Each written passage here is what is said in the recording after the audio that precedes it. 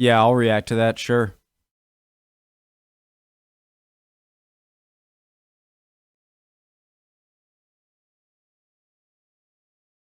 I had to sneeze. I didn't. Hi, my name's Connor. Original link to the video, top of the description, right below that link to the Discord. Click on it, send it right over there. Remember to click notify. Also, the Minecraft server info, if you're into that, is over there too. Just don't mess my stuff. Original link, all the things. My name's Connor. Did I repeat everything? It's 7 p.m., which is a little later than I usually do it on September 22nd, 2022, and I'll be uploading this for tomorrow morning. I'm lost. Göteborg, Gothenburg. I know one of those must be right. Of Sweden, the world's largest wooden whaling sailing ship. Restarting. No, I'm not. Love you guys. How you doing? Good? Well, I don't. Love's a strong word. You're okay. Unless you're new. In that case, like and subscribe, please. Really helps me out. Let's go, sweets.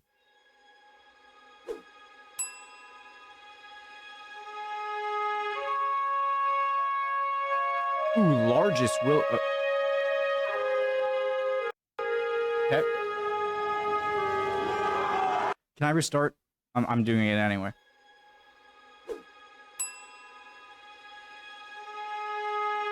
Phone's away.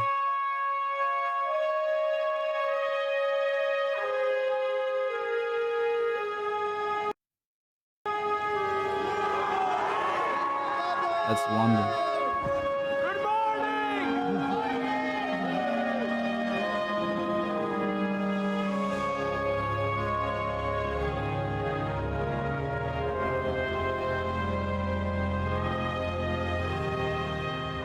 We're here in London's Docklands, but of course, we're not here for the skyscrapers. No. We're here for this.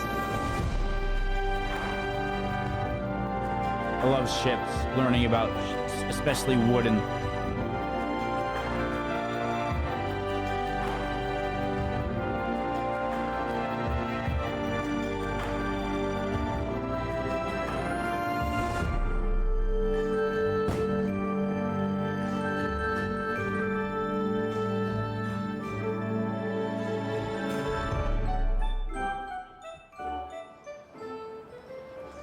Now, you'll probably know that we love a bit of maritime history on this channel. Absolutely. So when we heard that one of the world's most impressive ships was in London for just a few days, we had to check it out. Exactly. This is the Götheborg. It's a replica of an 18th century Swedish East India Company trading vessel, and it holds the title of the world's largest ocean-going wooden sailing ship.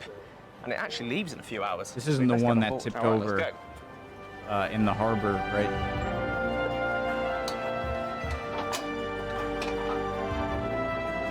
No more talking. This. Wow. Just in time for the muster. So before we start going, I would like to present the crew to you. The reconstructed Götheborg may be the largest wooden sailing ship in the world today, but in the early 18th century, the original was just one of many huge trading vessels on the high seas. I was going to For a ask long that. period of time, exotic goods reached Sweden via the Silk Roads. However, in the 16th century, this all changed when the traditional land Ottomans. routes were eventually replaced by maritime transportation. The Swedish East India Company, situated in the port city of Gothenburg, was established in 1731 to conduct maritime trade with China and the Far East. In this respect, Sweden was Yeah, I've definitely heard of the Dutch East India Company, never heard of the Swedish. relatively late to the party, the last of the prominent seafaring European nations to engage in the East India trade. Once it had secured a 15-year monopoly on all Swedish trade with the East Indies, the company traded mostly with China throughout the 18th century, completing 132 voyages with 37 ships, the Götheborg included. Swedish company ships would sail 37 ships in the 18th century, completing 132 voyages with 37 ships, the Götheborg included. Swedish company ships would sell silver, acquired through the exchange of timber, copper and iron in Spain, for Chinese tea, silk and the much desired porcelain. The party would not last long, however. With increasing competition and the introduction of new rules and regulations regarding the imports of tea to England, the profits of the Swedish East India Company dwindled, and the risks of smuggling the commodity now outweighed the benefits.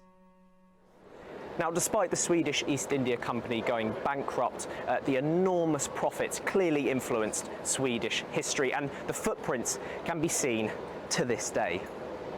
This ship is a clear example of how the company's legacy has endured. Just get the Chinese hooked on opium, and then you can trade it.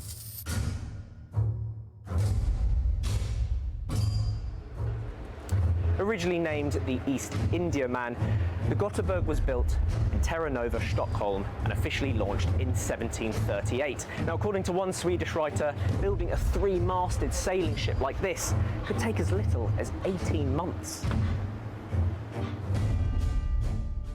With a name clearly influenced by the establishment of the company in Gothenburg, the Swedish ship set sail on its maiden voyage in 1739. By the way, guys, I live right next Newport, Rhode Island, which has a very big shipbuilding history as well, or whaling, or.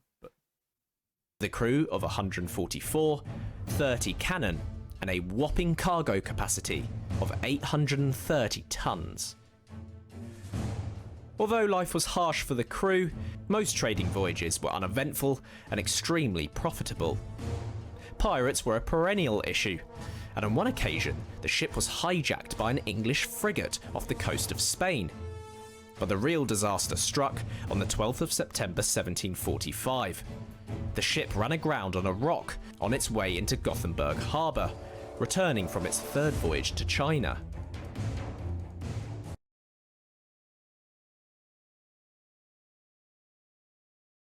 Oh, imagine making the entire trek to China, exchanging your goods, going back only to lose everything by hitting a rock or too shallow right out of Sweden.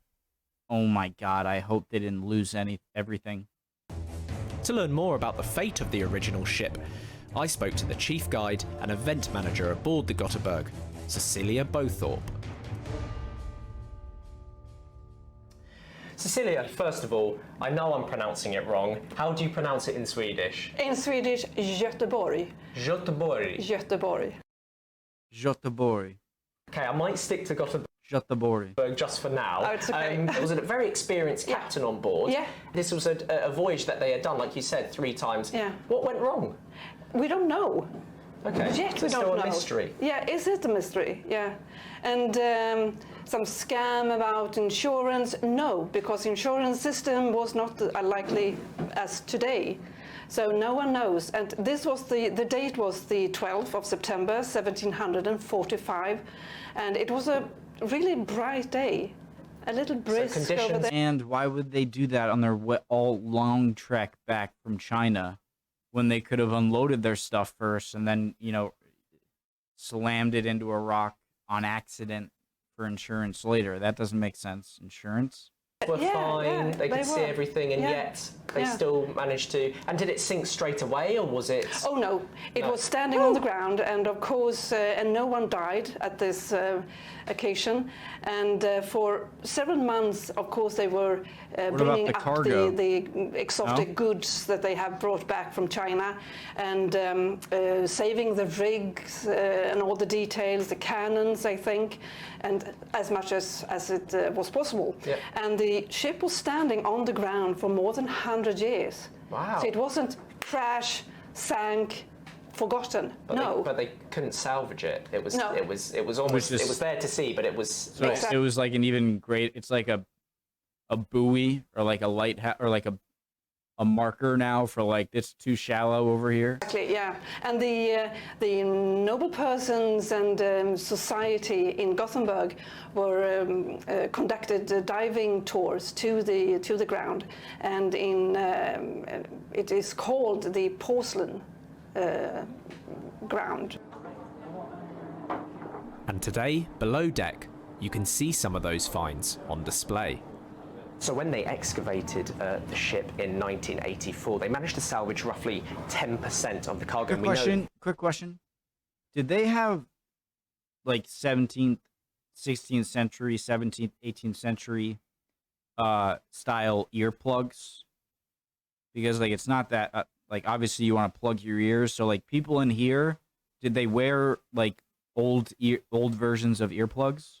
Was exactly 10% because we had before they managed to salvage roughly 10% of the cargo, and we know it was exactly 10% because we had the original Wait, what? roughly 10% of the cargo, and we know it was exactly 10% because we had the original amounts of cargo on board, and it would have consisted mainly of this sort of stuff here. We have ready to order Chinese porcelain that would have been silk, and here we actually have some original pieces from the excavation, so some porcelain here, and the detail is still absolutely extraordinary. The ship was Why is porcelain so expensive, like luxurious? forgotten. I had to sneeze so bad, and it was not pleasant, and I had to get a tissue. I should have just left it in. Okay, go. The ship was forgotten because on the west coast in Sweden, the water is very salty, and in the water lives a worm that eats the wood. Oh, no. So it's merely nothing left of the original ship. Right. But of course, all the iron nails, they are still there, and they can be weighed in. So of course, if you mark it on a paper, you can see the shape of the ship.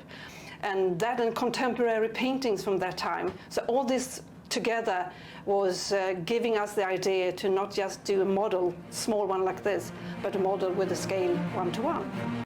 That's cool. So the ship was so decomposed, if you want to use that word.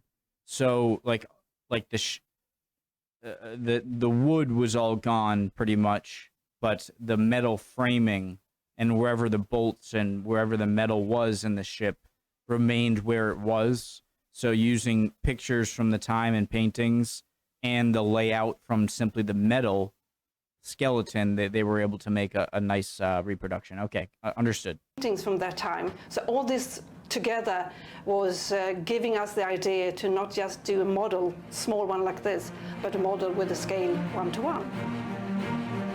And that idea was quite incredibly turned into reality. But it wasn't easy. Funds had to be raised, the disused Eriksberg's wharf in Gothenburg had to be pressed back into service, and a team of modern craftsmen.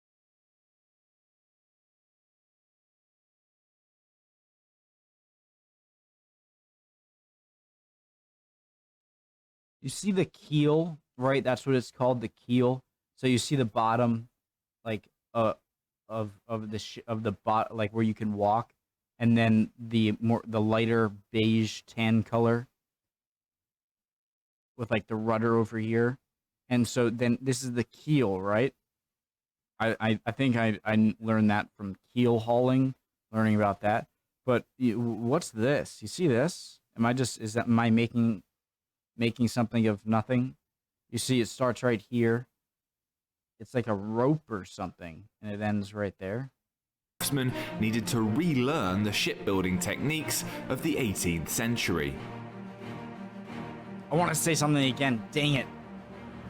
Now, the original Gothenburg... I'm saying it. Fast forward if you want. That's another thing. And why... fast forward if you want. Okay. Why I love learning about ships right up to when sails became obsolete to steam engines. There was a transition period where like they had like big ships had both sails and steam propulsion of some kind.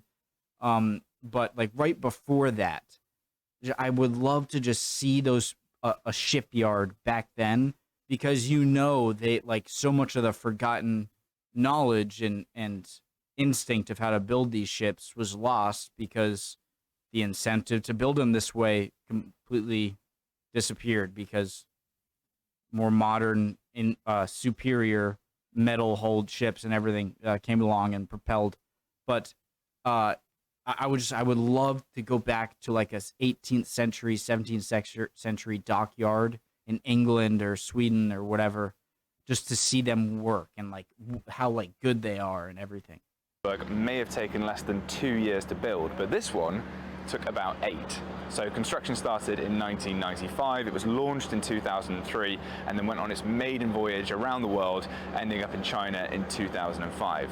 And the reason that it took so long to build was because so much research went into making this ship look like the original. So the Götheborg, obviously not as big as some of the huge warships of the day, but still pretty big. So 58 meters long. What is that in feet? 150, 170. It's 47 meters tall from the top of the masts down to the waterline. 5 decks in total, including the sun deck and a deck that's sort of below the waterline. And it's serviced today by 70 to 80 crew, and 20 of them are professional.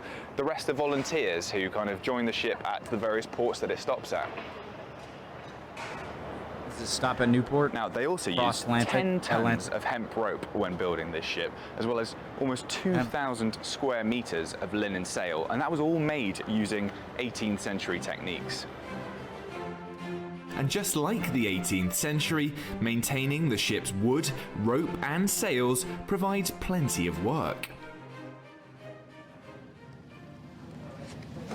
So Aurelion is the sail maker on the Götheborg, and can you just tell us a little bit about what you're doing? I mean, is this intense work? Are you having to repair a lot of this stuff?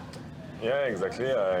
My job is to repair sails and to repair and fix sails. I believe there's 2,000 square meters of sail on this ship, so that's quite a lot. And potentially, does it get torn and broken quite often if you're sailing on the ocean? They're not often broken. It's just the old sails. This one, for example, often broken. It's just the old sails. This one, for example, all sails? 20 years old. 20 years old. Okay. One trip to China, many trips in Europe. So, yeah. Below deck, you get old. Okay. One trip to China, 20 years old. 20 years old. Okay. One trip to China. So this thing went to China, the modern one that they're in. Many trips in Europe. So, yeah. Below deck, you get a sense of how much thought must have gone into this epic reconstruction, and where a few compromises had to be made. Down here we get a really good view of the main mast here, and you can see it's made of 18 different pine trees sort of twisted together. And the way it's fixed in position is these iron bars will be heated to 800 degrees. They'd expand, placed around the mast, and then cooled so they'd contract and hold this in place. Smart. Now, there isn't loads of headroom in the reconstruction of these decks, but they're not actually quite as low as the originals would have been. They're about... He seems like a pretty tall guy, probably above 6 feet. And he's not exactly ducking everywhere. 10 centimeters higher. Now that's to comply with working regulations, but obviously people in the 18th century would have been a bit shorter than today. True. Good point. Okay, so we've come right to the front of the ship, to the bow. This is the modern carpenter's workshop here. You've also got the anchor chain, which will be pulled up using this lever. But kind of interestingly about this area, the toilets in the 18th century would have been here, right next to the bowsprit. So there'd have been a little opening to the open air there. You'd have gone out onto... Why in the bow? Why not in the stern? Why would you defecate the... then you're going to go... why not on the stern? Just... but... to a platform, and that's where you'd have done your business. But also, every nook and cranny of the ship would have been cool, actually. Wait, so is it like outside? Next to the bowsprit. So there'd have been a little opening to the open air there. You'd have gone out onto a platform, and that's where you'd have done your business. That's awesome. I would have loved to just go there, even if I didn't have to go. just to like. But also, every nook and cranny of the ship would have been used for storage. This was a trading vessel after all. And if we go down here, we're going to see that there's plenty more storage space, 2 more decks to go down beyond the waterline.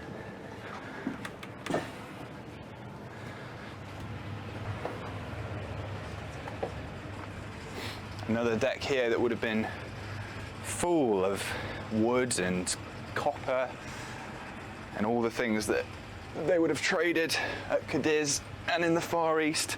And then we go down even further. Wait, what is this thing? The red thing. That looks new. Why is that there? Or is that a traded at Cadiz? Oh, is that a fire extinguisher? Okay, fair enough. Is that to like prevent fires so that their work doesn't? And in the Far East. And then we go down even further. I mean, this is right below the waterline. It's absolutely full of rope, hemp rope down here, which just shows how much you need to carry to keep this vessel going. Wait, so who was producing all of the hemp rope back then? Or did I miss? Did I miss him say that they didn't use hemp rope? So there were giant weed farms, right? There's a really strong musty smell down here, and I think it's from the tar that's used to coat all of these ropes. That's what they would have used on the original 18th century vessel. It's a really distinct smell. Waterproof but basically, it protects these ropes from fungus, and it's essential. Smart. But what I really wanted to know was what sailing this unique ship is actually like. I spoke to a man well acquainted with the challenges of working on an 18th century replica. What are the kind of key challenges of sailing a wooden ship today? I mean, you have some kind of modern appliances aboard. You have an engine, of course, to kind of, you know, to get you places. But what are the kind of key challenges of... So if there isn't like a big boom in these ships like you have in sail ships. I did sailing camp a few years when I was a kid at the yacht club, Barrington Yacht Club, and I remember just if you get it, you had to get used to that thing. You want to change direction or the wind's blowing to go like whip over you. And if it hits you in the head, it was strong wind, that'll get you. A wooden ship. I think one of our biggest challenges from the practical side is that modern harbors are not designed for sailing ships. So we do have to motor in and out. As a matter of safety, we have the engines. In addition, they would have had twice as many people on a ship like this back in the day. Labor was cheap, and wages were cheap. But now we do it with half the number of people, but it's still just as heavy. To use this stuff. Again, if that guy's Swedish, one of, if not the best, like I can't even hear an act. He sounds American. Right. Not too many people have the skills to work this kind of ship today, presumably. No, it's rather niche. One thing that's very iconic is the spritzels. In Swedish, we call it the blinda and the skuvblinda. He is Swedish, man. Doesn't even have an accent. You don't see that on modern ships so much anymore. But it's interesting because they're actually incredibly important to the balance of the ship and to be able to keep the rudder as straight as possible. If you have to counter any turning with the rudder, you create drag in the water and you go slower. So it's in our best interest to do our job right and trim all the sails evenly across the length of the vessel so we can steer as straight as possible and go as fast as possible. Our topsails are incredibly heavy. If you look at, for instance... He had to have spent a long time in America or something because he has like no... I'm 80. I have the attention span of a rock. Possible. Our topsails are incredibly heavy.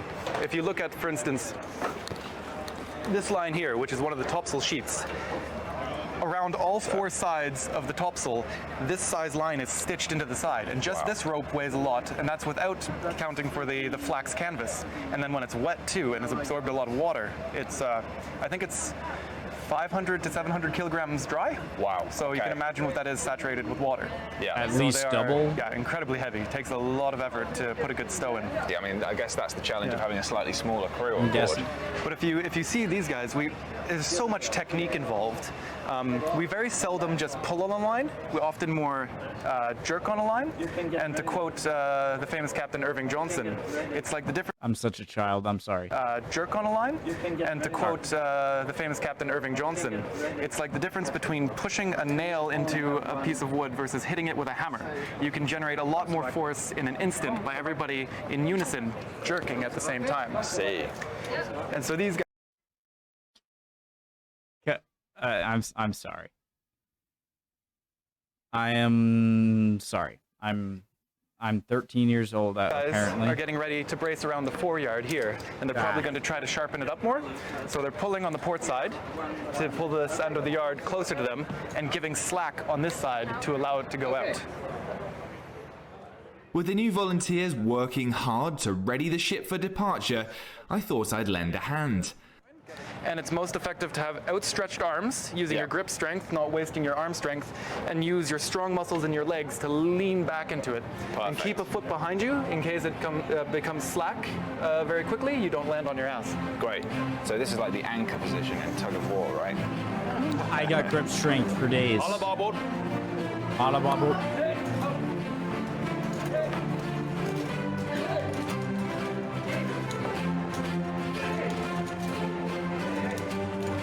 Stop! Check that. I think it worked.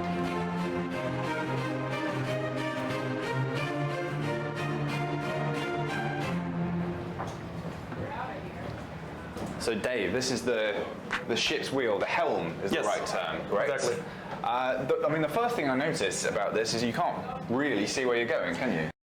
Well, you're probably just going to get orders from someone else. But why are there two? At first, I'd be like, oh, it's probably so that if it's like really hard to turn in like rough seas or a lot of wind, I don't know what makes it more difficult for a ship to turn, or if like you got to turn really fast, then having two wheels, you might be able to have like four people, two sets of two do it. But I mean, this beam is in the way. So I mean, two people, like this one isn't as useful. So why have two?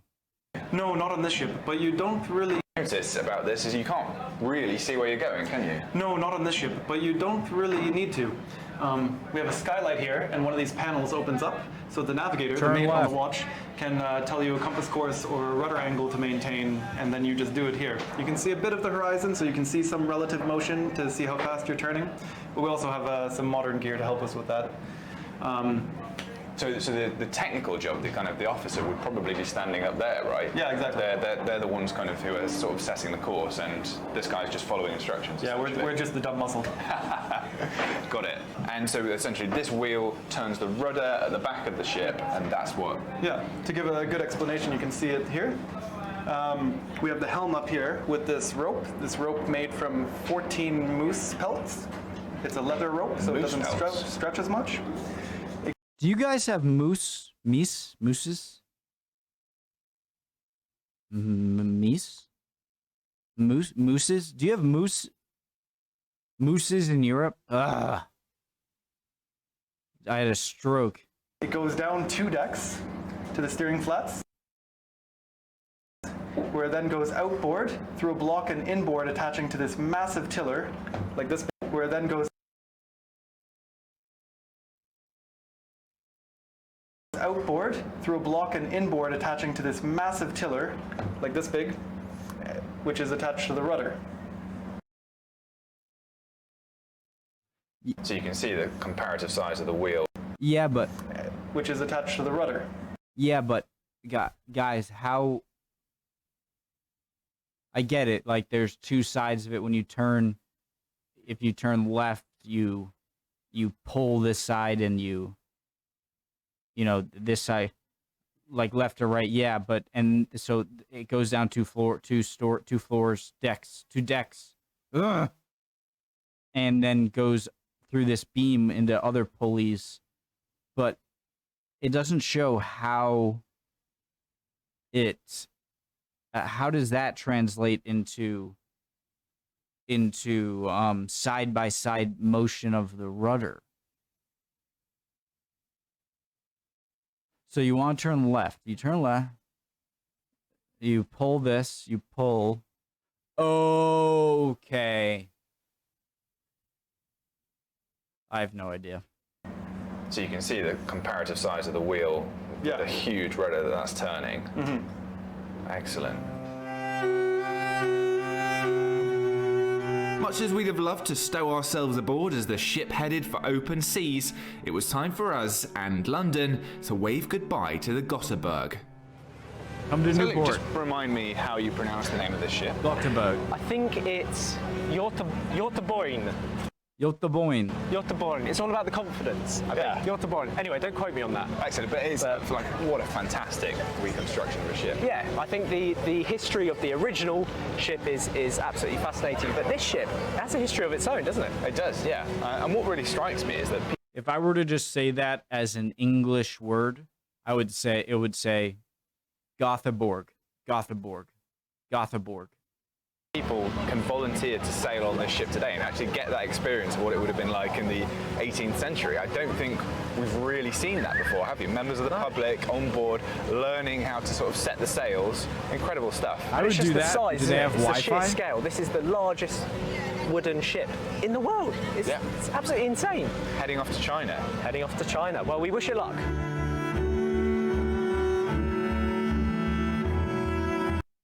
Just don't be like the Russians in the Russo-Japanese War. You know what I'm talking about? The what wasn't a good time for the Russian Navy.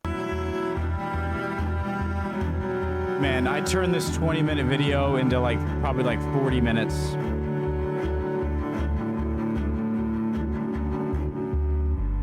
Wait, how did they come out of port like that?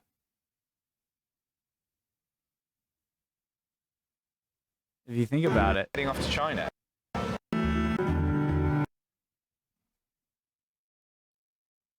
How would they start it? That's just open sails and wait for a draft, a gust.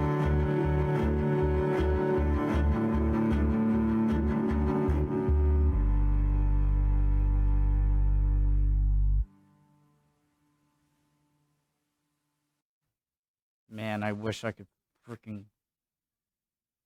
If I could go back in time to anywhere. Well, first, I'd probably go back and see Jesus just to see if he was just a normal dude. Or, no, I would go back. No, I would love to see the peak of, late 18th century, early 19th century shipbuilding yard in the UK, England. I would love to see them at work. They must have just honing centuries upon centuries of millennia of wood building, wooden shipbuilding, and improving on technology over the generations, and then in such a great naval military history like Great Britain, to be in a dockyard and watch them build it, or Swedish, anyone, I just think of British when I think of Navy. All right, you Swedes, or all of you, love y'all. Chin up. If you're not doing well, you'll be good soon. Trust me. Look at me. Look. Trust me. You'll be fine. See you guys next time. Bye.